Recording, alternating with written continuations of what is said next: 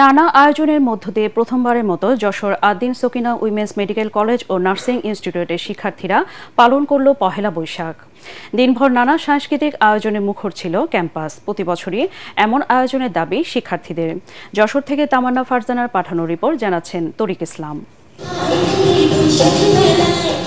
যশোর সদর উপজেলার পুলেরহাটে অবস্থিত Ad-din Sakina women's medical college প্রাঙ্গণ মুখর হয়ে উঠেছিল মেডিকেল কলেজ ও নার্সিং ইনস্টিটিউটের শিক্ষার্থীদের পদচারণায়। এতে অংশ নেয় শিক্ষক, শিক্ষার্থী ও তাদের অভিভাবকরা। এই প্রতিষ্ঠান এইভাবে আরো উত্তর বৃদ্ধি পাক এবং এখানে তাদেরকে এই ধরনের শুধু লেখাপড়ার পাশাপাশি সামাজিক বিভিন্ন রকম কর্মকাণ্ডে তাদের শিক্ষা দেওয়া হোক।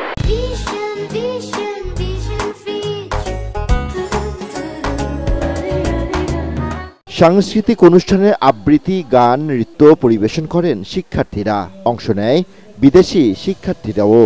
এ সময় উপস্থিত ছিলেন আদ্দিন নার্সিং ইনস্টিটিউটের অধ্যক্ষ ডক্টর ফিরোজা বেগম, আদ্দিন সকিনা উইমেন্স মেডিকেল কলেজের বায়োকেমিস্ট্রি বিভাগের প্রধান অধ্যাপক ডক্টর মারুফা আক্তার ও অ্যানেস্থেসিওলজি বিভাগের প্রধান doctor Afzal Hossain Khan.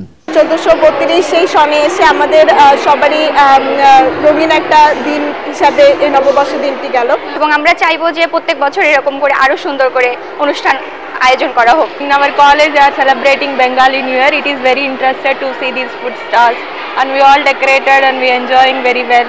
Ad-din Sakina women's medical কলেজের অধ্যক্ষ ডক্টর সঞ্জয় সাহা বলেন, বিদেশি শিক্ষার্থীরা বাঙালির এই ঐতিহ্যকে উপলব্ধি করতে পারছে। এর মাধ্যমে বাংলাদেশের সাথে তাদের সাংস্কৃতিক বন্ধন সৃষ্টি হবে। বাঙালি ঐতিহ্য এবং বাঙালি সংস্কৃতি তারা যে সুন্দরভাবে প্রদর্শন করছে তা মনোমুগ্ধকর। বাঙালির যে মেলবন্ধন, তারা একটা শিক্ষা নিয়ে এই বাংলাদেশ থেকে যাবে এবং পরবর্তীতে বাংলাদেশের সঙ্গে তাদের একটা সুসম্পর্ক স্থাপন হবে, সেটা আমাদের প্রত্যাশা সকলের। ভবিষ্যতেও এ ধরনের অনুষ্ঠানের আয়োজন অব্যাহত থাকবে বলে জানান অ্যাসোসিয়েট ডিরেক্টর নাজবুন নাহার ও কলেজের পরিচালক ডাক্তার ইমদাদুল হক।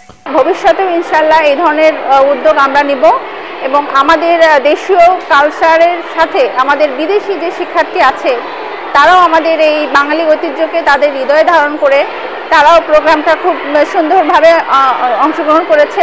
এক বছরে আমাদের ভালো কাজগুলো কি ছিল, আমরা আরো কি ভালো কাজ করতে পারতাম, এরকম একটা কর্ম পরিকল্পনা আমাদের থাকবে।